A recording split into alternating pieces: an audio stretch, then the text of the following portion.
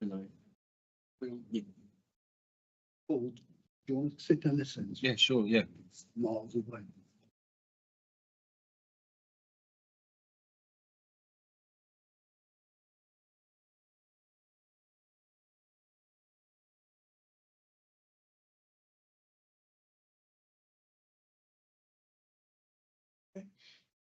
Good evening, ladies and gentlemen. Welcome to tonight's Finance and Governance meeting for the Town Council. I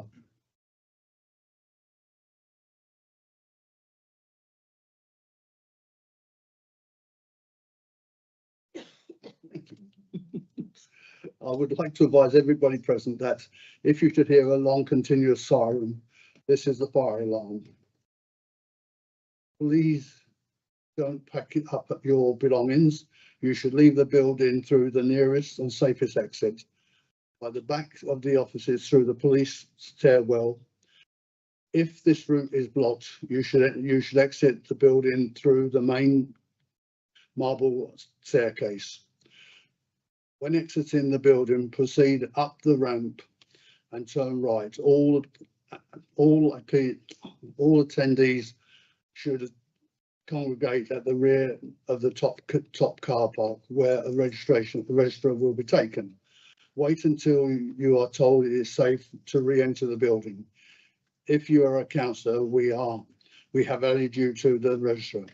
If you are a visitor and have not signed the register, please do so now. Additionally, while the fire alarm is sounding, do not use the lifts to exit the building. Can I please remind everybody to please put their mobile phones on silent mode and put their phones away from the duration of the meeting, thereby avoiding interference from your iPad or the microphones. The meeting will be recorded and live streamed on YouTube, and therefore when speaking, please remember to speak clearly. As chair of the meeting, I have the discretion to terminate or suspend recordings and live streaming if, in my opinion, continuing to do so would prejudice the proceedings of the meeting. Recording and live streaming of confidential items will not take place. To alert me as the chair of the meeting that's what you would like to speak, please raise your hand and wait for me to call upon you to before speaking.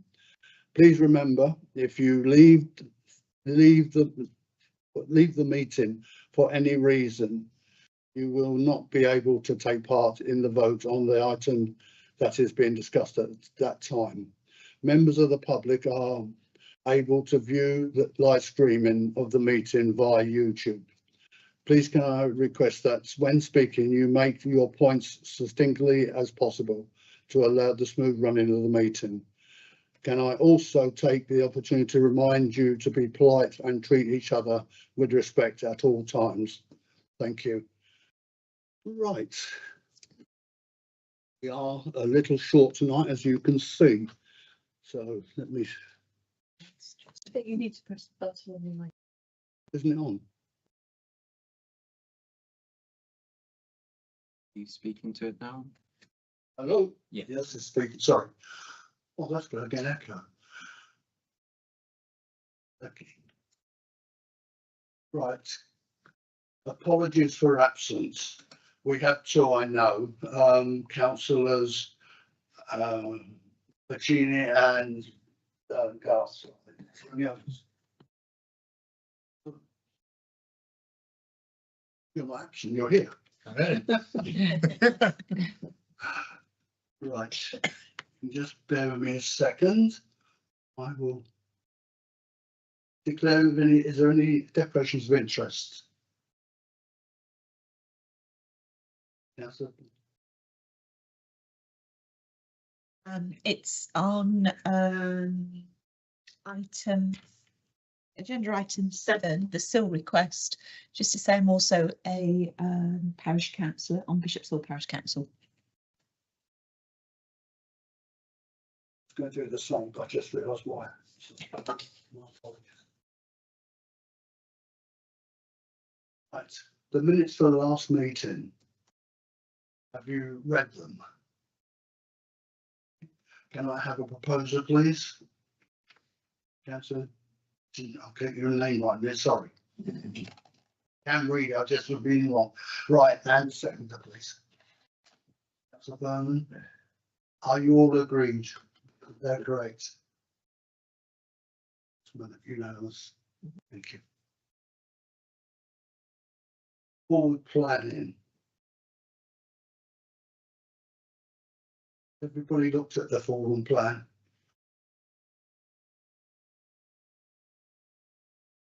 And in all fairness, there's not that much on, is there? It's very small. Is there any questions on forward plans? Are you happy with it? Yes. That Councillor Vernon? Are there any particular items that weren't added when it was published that might be coming up? Are the answers? No, I don't. There isn't anything. Okay.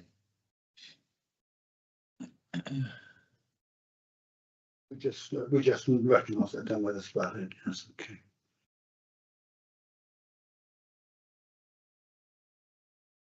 This on plan with this thing and it's blowing me up. It's got no sense anywhere. Right. Risk management strategy and registers. Are you big that? No, we're handing over to Angela to give them. Angela? Angela Farr. I do apologise. Okay. Good evening, members. I'm Angela Farmer. I'm the Financial Resilience Lead for the council. So I'm here today to present the risk update for you. A little bit of a report in two parts. The first part is the revision of the risk management strategy. Obviously, when the council came into fruition, we had a risk management strategy, and I've gone through and reviewed that in October last year, November last year, just to bring that a bit more up to date. And we've also introduced the risk management process within the strategy. So that sort of sets the scene and sets us up for strong foundations should we move into the different audit regime in time to come. Second part is obviously the risk register, which again was reviewed in October. And for your convenience, I've just set out in a sort of simple table within the report what the current position is. So as of October, we had 25 risks for the council. Majority of them were green, so low score, low risk. We had one risk, one red, which is high score, and we had 5, which is amber, which is sort of like middle of the road. So overall, really good position. I'm happy to take any questions that the register is ready set out for you in Appendix 2. Yes, I was going to ask what their red, under systems and processes is. And it's what a can we data do breach. It's a risk of a data breach, which is probably more down to the factors of current breach at the moment. There's potential risk at the moment, but once we've had some training and people have got a better idea of what it means, then that will go back down to amber, if not green. So it's a sort of it's a short-term risk at the moment for us as an organisation. So, Yeah, go ahead.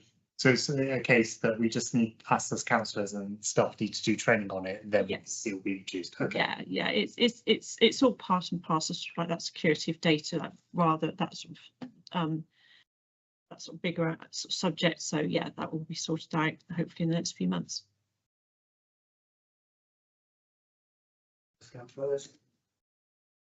Thank you. This looks like a good piece of work, Angela Farmer. Well done. I just wanted to flag up that there's still a high degree of uncertainty around financial position of Somerset Council and a massive looming deficit. And I think somebody needs to sit down and work out what are the implications thereof. Should central government exceptional financial hardship support not be forthcoming, and are there likely to be, I don't know the answer to this off the top of my head, I think many brains would be better than one anyway. What are the risks to things that are assets and services that are of value and importance to our residents? Is there any risk to those? We just need to be very much alert to how that all plays out. What would be the implications of, say, them declaring a Section 114, which I know Somerset will be very anxious to avoid at all costs, because I'm on the council, we don't want to go down that route.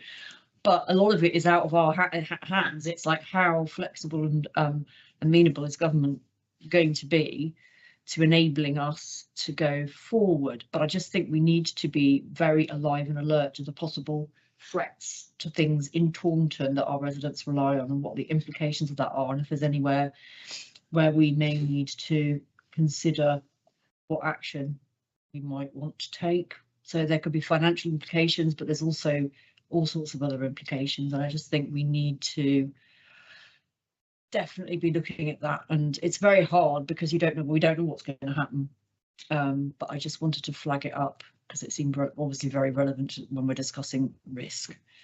Thank you very much. We'll take a note of that one, Councillor Allison, and I'm sure we'll have a number of debates about it as a council general anyway. So, but I will pick that one up again by all means. Anybody else? Councillor Turvey. Yeah, there's various things that I was going to ask. One general one around the people leaving, etc. But it's specifically around social media. It was just a general question around who can post on behalf of Taunton Town Council. Is that a limited number of staff who can do that? Because obviously we've seen in the past where people leave and it's still not here, but other businesses where they've got access to social media still. Just to remember that. And the leavers process, that's going to be brought before the end, before the end of the month. Is that right? There's the leavers process to be designed to ensure that all relevant equipment is returned, as well as system updates to remove access. My understanding was that is I think they were waiting for we've got a new HR system come in, Staffology, that's only just recently come in. So I think they're hoping once that's now in, then we'll have a better understanding. Everything will link together, which it didn't under the previous system. So once we've got that, everyone will have the details of all the equipment and all the rest of it. Once that's done, then we'll have a better understanding and a better inventory, want of a better word, inventory of everything that people have got, and then that can be returned. So once you can be able to print out something that will say, well, they've got a mobile phone, they've got an iPad, they've got a laptop, whatever, and that can all be ticked off as returned on the last day they're of employee.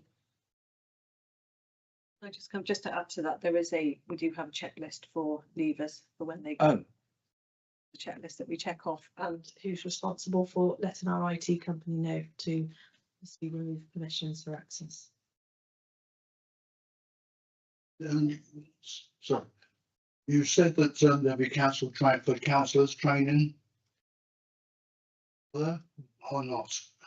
What, on risk management or risk? Management. I'm happy to give some members some training on risks if they so wish. It's not a problem. They should be aware of what we're actually doing. Yeah, this will go to full council, I believe, as well. So members will have a chance. All members will be able to chance to see it, and I'm happy to come and present to full council if you so wish, and then just sort of give a sort of like a 5-minute run through what risks are and how we work with risk here at the council. So I'm happy to do that if that would help people.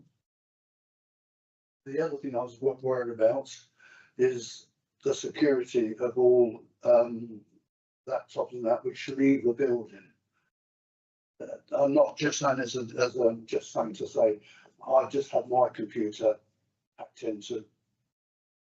Didn't realise how easy it was to do it. When we leave here, are these every one of our devices, are they safe to be outside? I would imagine that they're all encrypted. That there is a level of, there's certainly firewall, there's certainly a level of protection there that is part and parcel of the contract we have with Cloudy. So, you know, you may well members, if you click, sometimes you'll log on and say, oh, can you do this update? You can do that update. And if you do the update, you'll find it will come through and say, oh, you know, we need to update your firewall. I've had a couple this week from Dell, you know, install, and it's an update to your firewall. So yeah, there are protections there and it's encrypted. And obviously we all have our own personal pins and things like that. So there is certainly a level of protection there, and probably more so than a home laptop would have. As I said, I just had one of my computers hacked into. It's surprising. Right, is there any other questions?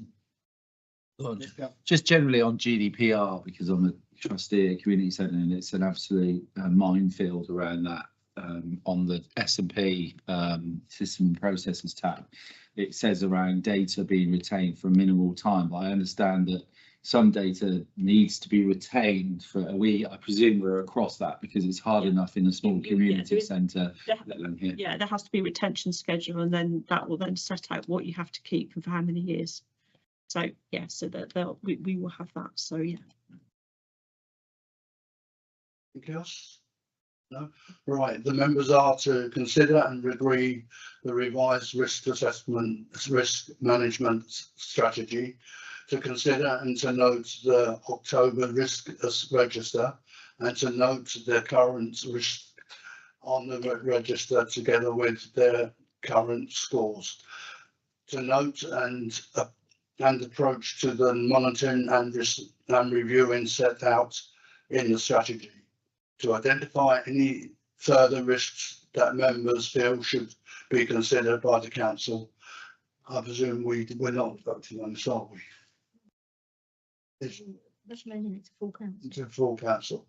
You're going to recommend the full council. Can I have a proposal for that, please? Councillor Ellis, seconder, please. Councillor Toohey. Everybody agree? Yes, and I've got you. That's passed.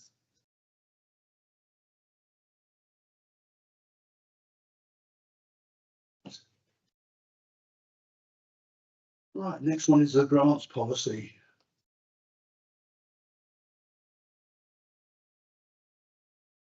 Is anybody going to bring this forward? Will this going? Oh, sorry, Will. Yeah, so hi everyone, my name is Will Grove, I'm the grants officer for Taunton Town Council. And so I bring two proposals to you today. The first one was one that was agreed via our grants committee to change the donation grant funding pot from the value that you can apply to from £100 to £250. And also within that pot to delegate the awarding authority to the town clerk. This is because over the last year, we actually didn't manage to allocate any of our donations, any grants to as of the donation funding pot. And so we thought that by changing it to a more attractive offer of £250 can still help to can still help up to 10 different organisations, as well as that alongside a fresh comms push as well can help to make it more attractive. And by delegating authority, it means that it doesn't have to go through a stringent approvals and have to go through the grants committee, and therefore shouldn't be as long a process. We thought we could process these within a sort of on a monthly basis rather than waiting the 3 months to go through the grants committee. And then the second proposal is to change the venue grant applications so that organisations can only apply within a calendar year of receiving it rather than previous, which is the financial year. And that's because the focus of these grants are more for sustainability of organisations and should therefore have a longer wait period and allow for more organisations the opportunity to be able to apply for these. So yeah, that's the reason for the report. I'm open to any questions.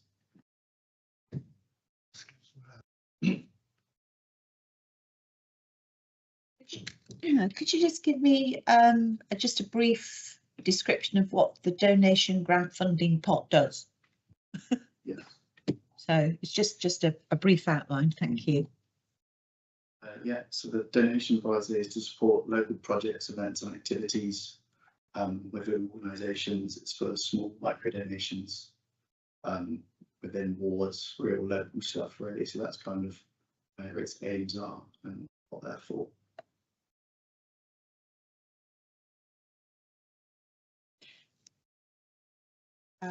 Thank you.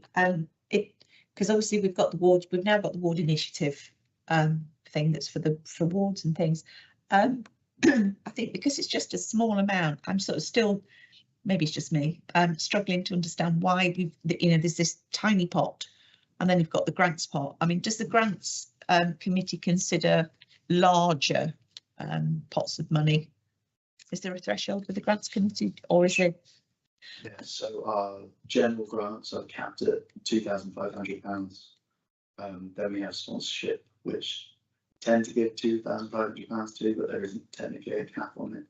And then we have our larger venue grants, which are capped at £30,000. So the aim for this was to capture anything in that net that's sort of in the micro for the benefit of, yeah, as I said, small local organisations, projects, events, that kind of thing. Councillor Willis? Yeah, I'm obviously on the grants committee, so yeah, the idea was that if somebody needed a small amount of money to buy kit for a community activity or group, or just a sort of small contribution, they didn't have to go through all the hassle, the disproportionate hassle of going through the full grants procedure. So nobody, when it was £100 max, nobody had applied. So the thinking was, suck it and see. We've transferred the money from this year into the major grant spot so that we've been able to help people who needed it anyway. But I think the thinking is, see how, if it makes any difference, with the larger amount being the threshold for the little grants and the new procedure, which would mean it was much quicker to go through. But obviously we'll review how that goes, and if we get no applications in this year, I don't think there will be such a part in future years. Logic would dictate that obviously if after that amount of time there's no point in having it. And the thing about the venue grants, I think with all of our things where we set a ceiling, sometimes there are exceptional circumstances, and we always recognise that. That's in the policy, isn't it, Will? But last time round there wasn't that explicit ceiling, was there? So this is a kind of guide to sort of, this is how much we would normally consider the maximum to be. And as I understand it, what we agreed was so that you might get, if an organisation is awarded a venue grant, this thing is that you can't come back within 12 months, isn't it? But after that, absolutely. So the next round of funding, obviously, welcome to apply again. That's right, isn't it? Yeah, that's correct. So currently our policy says that you can't come back within the financial year. Then obviously that means organisations can be awarded £30,000, and then within 6 months ask for £30,000 again. And so with the focus on it being sustainability, I feel the need to make it so that it's a year from when it was awarded rather than within the financial year. Yes, Karen. And just thinking about venue grants, obviously if you're running a venue, you need to be planning ahead. So presumably for next year, since we've spent the entirety of the pot for this year, I think we spent it very wisely. It will be the grants committee will be looking at, assuming people put in bids by then anyway, grant applications for the venue grant. We'd be looking at any that came in our first meeting in early April, wouldn't we? Yeah, that's correct. We can confirm we've already had one. Thank you. That's the three. Yeah, I'm comfortable with this. Just on the clerk side, you'll be assessing each one and then feeding back to the grants committee so we'll have sight of what the grants committee will eventually have sight of what's gone out, and I'm guessing that we haven't had a huge amount come in, but you've got the capacity to do that. Yeah, no, there'll be a report that goes to the grant committee. Any other questions? Just agree with Will about the communication of it. Now we've put the price out, maybe we think of different ideas to get out, and that's on members as well, and the groups there in their wards to remind the groups and charities, etc., of the small pots of money. Thank you. I've got one question for you. Let's go with that one. Why was the decision on 250? Why not slightly higher? That's causing me a slight problem. I know one or two groups, if they wanted, say for instance, a new uniform, that would buy very few. So obviously our general grants would still go and be able to capture that without the donations. The thought of it was it's a figure that can help still up to 10 organisations, which we felt was a good number. So that was how we concluded on that figure. Sorry. Yeah, in terms of it being more, as I said, our general community grants, the cap is 2,500. It does go up in exceptional circumstances, but you can apply for less if needed.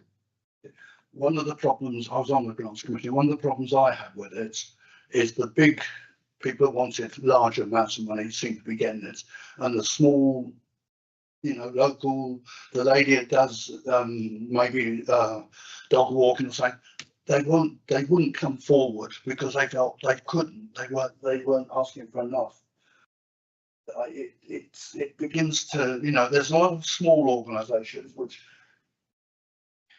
We have revamped the application process to make it as simple and straightforward as possible, so that it's as accessible to those small organisations as possible. Thank you. Is there anything else? Yes, councillors. Just as a kind of follow up to that, so there is comms after every grants meeting, and and so you'll be able, people are able to see the diversity of bodies and a lot of small groups working in the town getting the money. So they'll be able to see, oh, hang on, they got, oh, perhaps we could apply. But I'm sure we'd be up for like doing sort of, we could even do like can we do something on our website, like a sort of online thing? So if people ask, you know, how do you do it? We could talk them through and show them how easy it is to do it and give them a flavour of, you know, the kind of organisations that have received money, and just remind them about, you know, it being tied to benefits for residents and what those, you know, examples of what that might look like. We could certainly do something like that. But it is, I think there has been growing awareness of the grants programme, and it's been very well used and big benefits coming out of it for community. Before this, doesn't this go full council before it's actually implemented? No, This will go down. it's policy, so you, yeah. No more questions? Okay, right. The recommendation proposal, members to consider the increase of the funding amounts in the donation grant pot from 100 to 250, and gave the award authority to the town clerk. And members to consider amending the venue grant policy to demonstrate that the organisations cannot apply for 12 months after their request. That I fully agree with. I think that's right. Okay, can I have an opposing on it, please? Councillor Tui. Yeah, Councillor Ellis, the second. Are you all in favour? That's passed as well. Thank you.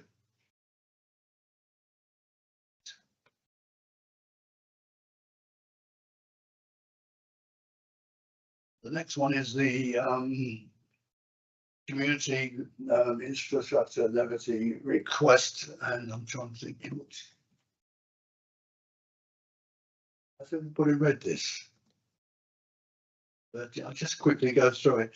We all know where the area they're talking about. It's on the A38 between the roundabout at Runwell and the Orchard Grove junction. So that's something which we probably won't agree with, but still. Going to present. Yeah. Will's going to present. Oh, Wilson's. Thank you, Will. So yeah, it concerns the stretch of the A38 around Runwell, primarily with regards to the 50 and 40 mile limits approaching the Orchard Grove junction, continuing eastwards through the Stone Gallows to the crematorium entrance, finishing at the Silk Mills roundabout. And the proposal of this project would reduce the limit to all these roads to 30 miles an hour. Members should also note that this application is in conjunction with Bishop's Hole Parish Council. And so the total project cost is £20,000, of which Bishop's Hole has offered to fund half the money and have asked if we would fund potentially up to £10,000 for this through the community infrastructure levy. Councillors first. I'm strongly in favour of this. I'm really, really happy this has come forward, and I'd like to thank Will, and I'd like to thank Councillor Simon Lester. Obviously, this cuts through my Somerset division, Bishop's Hole and Taunton West. And I know this stretch well because I don't drive. I walk along the little narrow pavement along that busy road. And it also, I'm very concerned about, you know, people coming out of Orchard Grove and trying to walk along there, and it's not good. It's, you know, there's lots of residential places all along that stretch. And in fact, I was the councillor that proposed that the new traveller site, proposed that with the planning commission in committee. But I remember at the time there were a lot of objections, community objections, and a lot of them were centering on highway safety. And highways didn't seem to me to be, they really at that point were just sort of fobbing us off and saying, bleh. So I put that forward, but I said at the time, it's absolutely vital that we get the speed limit lowered on that road because it is treacherous. You have lots of entry and exit points. There have been, you've rightly highlighted the crash data. So it's like we really do need to keep residents safe along there, and at a certain point that means that includes our residents and people who live off of the stretch. Have written to me saying that their houses shake when people are coming down the hill towards Silk, but literally their houses shake. This is not good. So I think in interests of both residents of Taunton and our lovely neighbours in Bishop's Hull, I think this would be an excellent use of SIL money. Yeah. Councillor Byrne. Thank you. I completely agree with everything that Councillor Ellis has said. It just seems such a damning situation for Somerset Council that something that I would have thought would be, quite simple for them to afford to do, they're not able to, and they're asking for the, parish councils to use SIL money to do something like this. So, I agree, I'll vote for this and agree that we should do it, but it seems a shame that we're having to use our money to pay for it. Yeah, Councillor Louis. I agree in principle, like Caroline says, just boundary wise, so everything, the road is the boundary from Taunton Town Council to somewhere else, isn't it? So we're effectively on the boundary of Taunton Town Council. The only reason I raise it is, in line with what Councillor Fern said, we're doing stuff that's almost outside of our boundary. So, I don't want to get into a situation where we're having to fund lots of things which are outside Taunton Town Council's boundary, if you see what I mean. And also, I assume that everything has been done, so the county council agree that they will put this in when we supply the money. That's all been agreed. It's not got to be assessed any further. Yeah, just on the first part about the boundary crosses over with Bishop's Hull, which is why it's a collaborative bid with them. It's just half the money, and yes, I believe the Somerset Council have already agreed to it. Councillor Miranda. Yeah, I also fully support this. It's also just worth noting that although it does sit on the boundaries, but it straddles one side of the road to the other. My ward is the same, Manor and Tangier is over the other side, so I again at the same side. But a lot of the people that are going to benefit from this are the people on the Orchard Grove development, which is firmly co-metro, firmly in the Taunton Town Council. At the moment there is no crossing, there is no safe way of anybody crossing. Some of those children go to Bishop's Hall School, and as I say, there's nowhere for them to cross. So if we get the speed limits down, it's going to make their lives a lot easier and safer for those children to go to school. Councillor Ellis. We are going to need a crossing as well.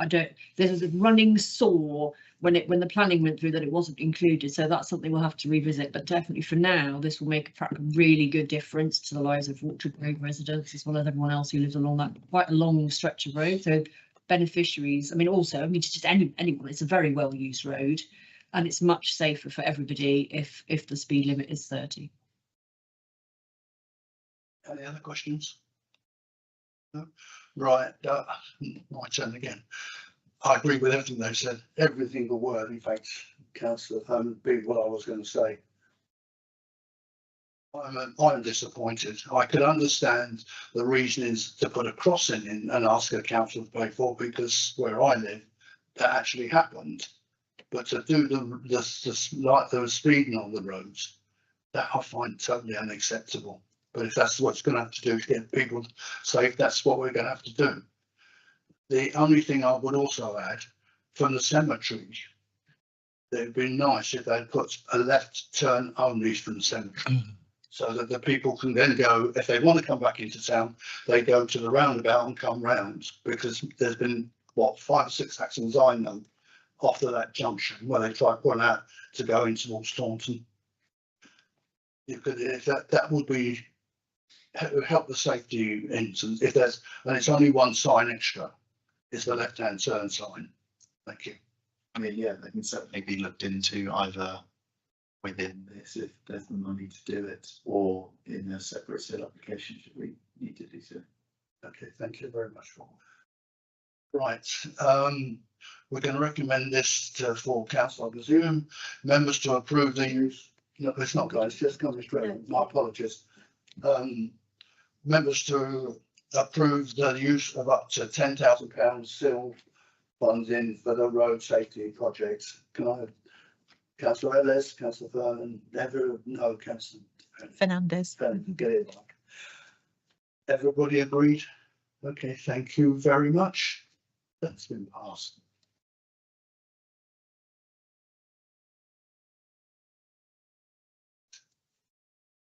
Internal audit. No, I'm definitely got it right. There's no issue.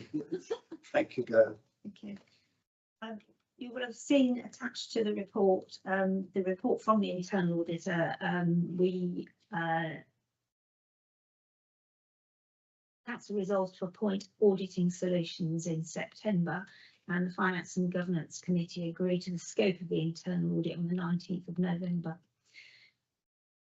Attached is the interim report following his visit. Matters arising are mostly of a minor nature, and most of the recommendations have now been addressed. He'll also visit after the close down at the end of March to finish his work and produce his internal audit certificate for the year. So, any questions based on the report or the recommendations? Any questions, ladies and gentlemen? Councillor Toolan? Yeah, I don't want the officers to go into details now. There are a couple of in the recommendations points where errors have been made in the payment, I believe, of tax and pensions, and I thought there was another one as well. And I see that the necessary adjustments have been made, etc. But I wondered if the root cause of why the errors were made had been looked at as well, if you see what I mean. Like I said, I don't want you to go into detail now, but just a confirmation that the reason why those errors occurred has been looked at, as well as the adjustment of fixing the errors, if you see what I mean. Yes, yeah, it has. Iris Payroll have looked into the reason because it's automated, so they've looked into the reason and they've adjusted that now and made sure that doesn't happen again. I just wondered if you could expand on a little on the separation of the roles between yourself and Donna, and what that sort of looks like. Well, the RFO role and the clerk role are both distinct roles, and they both have roles and responsibilities that attach to those. The clerk's role is intended to be much more strategic, and the RFO is has much more of a narrow focus on the finances, essentially making sure that the finances are right, that the reports are concluded, and working together with the clerk that there's a budget sufficient to cover all the strategic issues. So there are specific roles. There's a paper that we've done now to go to the personnel committee, and again, a council of this size, most councils, when they reach £500,000, would split those roles. And it's also a challenge. The RFO would sit separately and enable the clerk that level of challenge rather than the current situation. We don't challenge each other. We do that. That's yes. Yeah, it's always heartening when you see the report and you've got the recommendations, and there's so many things that have actually already been addressed. So that's really good. I am quite curious about the splitting the roles, and presume you would have known about this when you were doing the budget preparation. So if there's any budget implications, is that kind of accounted for in the budget we've just agreed? I won't go into details now because we can have that discussion in February, can't we? And we see what the proposal is. Absolutely. Other questions? The recommendation is to note the contents of the internal audit report and that the actions taken up to address the issues arising and confirmed acceptance of the further updates report at the next committee meeting. Can I have a proposal, please? Councillor Firms, the seconder. Councillor Toohey, are we all in favour? Thank you. Yours as well. It is mine as well. Yes. This is Finance. the finance report as at the end of December. So this is for update members. The budget, you'll find attached the income and expenditure report up to the 31st of December. So that's for the 9 months of the year. Financial regulations detail that variances in excess of 30,000 should be reported. There are no overall variances of that level that need to be reported. There are some minor overspends which have been addressed by violence, and we continue to undertake violence where necessary. The issue we have is we don't have history, and therefore some of these spends we just need to be able to move the money around currently. Electricity bill for a pavilion, for example, what we didn't expect, or something like that. So that's the income and expenditure report, and also attached to that the earmarked reserves as at the end of December. Are there any questions? Councillor Toohey? I might have missed it, Gail, but you mentioned the overspends. How does it reflect on us about the underspends? Is that okay as well? The amount, I know it's a good point. We don't have history, so our budgets are. I'm just thinking about reporting out to the public about how much we've underspent. Do you see, are we about right on that, or is there any areas? I'm looking particularly, I was a champion of the members ward initiative, just to make sure that members are reminded, and I'm one of them, to try and get that money, used and identify where we can do it. But I just wondered your opinion on the underspend against certain lines. There are some underspends, but I think if you look across, for example, the playgrounds and the parks, we're still waiting for the second half payment invoice from Somerset Council, which will use a lot of that. There's not a great deal in underspends. There are some, and some of them we've already discussed in terms of moving those to an earmarked reserve. Some of them we already have. So we already identified, didn't we, Yeah. in December, that we had some underspend, Yeah. so then we could bring in things like the ward members initiative scheme. So Thank you. Sorry, that's the next bit. That's the violence. So if you look at the violence report, that is essentially all of those underspends that we identified that have been moved around as was agreed by council in December.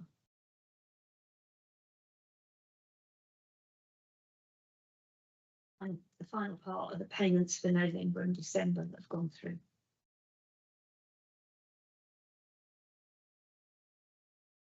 And overall, the budget's within forecast, and there aren't any significant areas.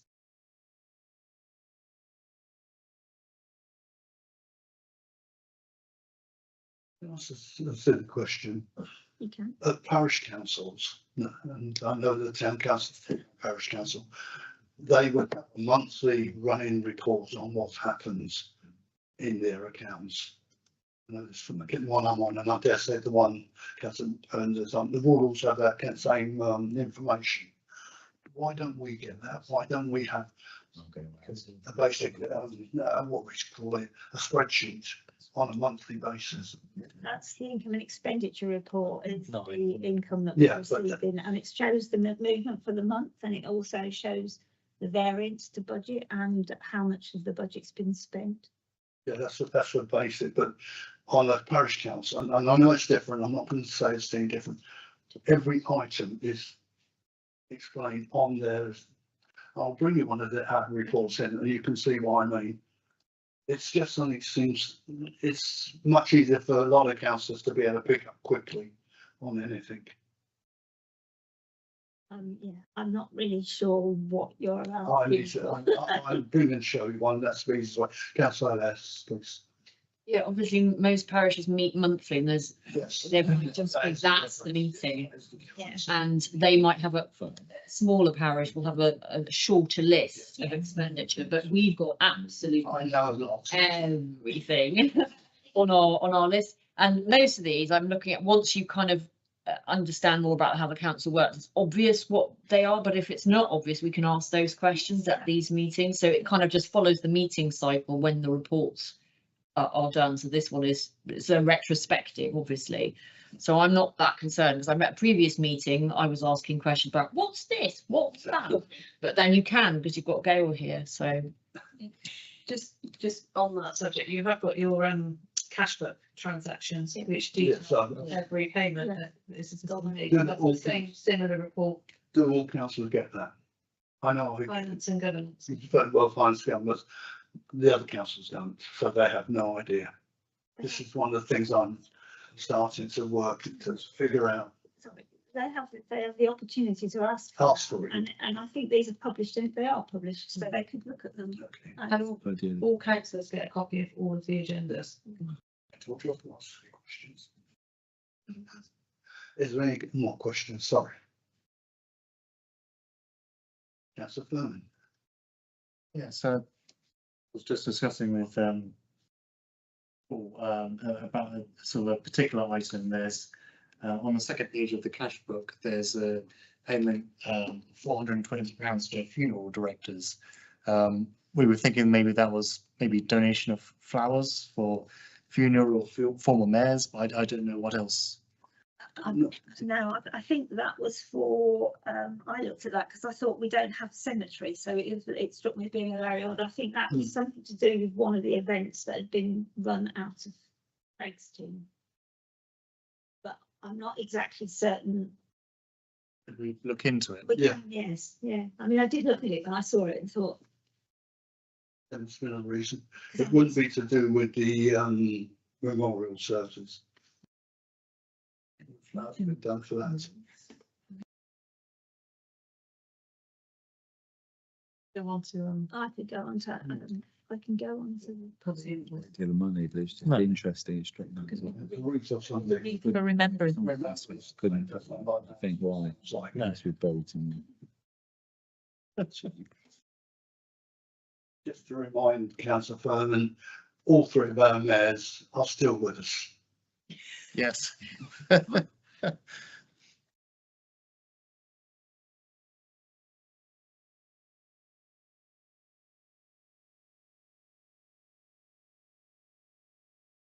I could imagine it would probably be to do with memorial services. Yes, Councillor, I'm sorry. I'm just wondering if there's, I don't want to make more work, Gail, trust me. Seriously. But I'm just wondering whether there's any, just for sake of clarification and transparency, if we know, it's almost if which group those things belong to. For example, there's this, you know, I'm not going to go through everything in infinite detail, but there's it's gone now. Take Me Group Limited of £1,000, and it was just what's Take Me Group Limited. I think it's just maybe just a bit of an explanation, even if it's just a bracket in something in brackets after it. So we go, oh yeah, because again, it's just you know, just being mindful of what's been going out on cash books and stuff like that. So I'm not. That would be a huge amount of work because this comes directly out of the accounting system. So to put a reason for each payment, we don't keep that because it links back to the purchase order in the first place. That we could do it, but it would be a huge amount of work. So sorry, I was just. yeah, where is the funeral? You said It's on page the- 2, didn't It's you? on the second page, and I think it's the sixth one down. Yeah, it's under. Eight. Yeah, E. White and Sons Funeral it's Directors. 2 down from Coomber Security Systems Limited. Oh, yeah.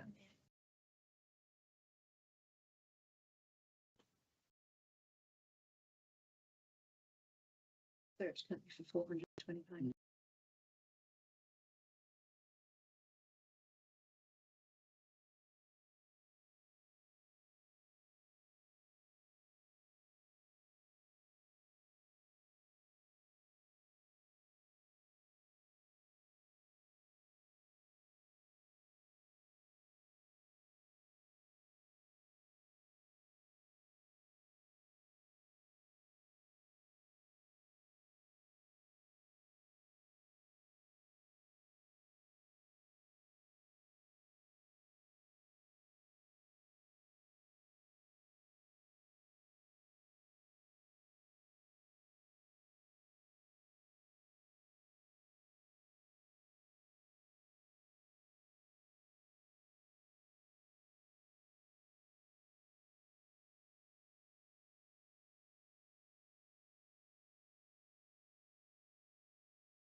If we can't get the answer tonight, can we come Yeah, back to you? It's fine.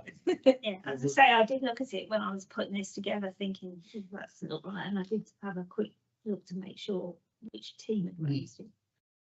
It seems strange that it says funeral and not.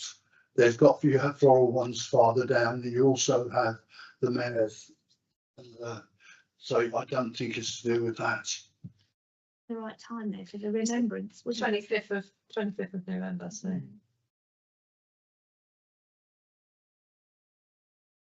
purchase order that. we think to. That's what I did, I think, when I was putting this report together. It's an interesting one we'd like to hear the answer to. Yes, But, you can have You know, that. in all fairness to you, it's not fair to ask you to look for it now. It's not fair. Yes, councillor.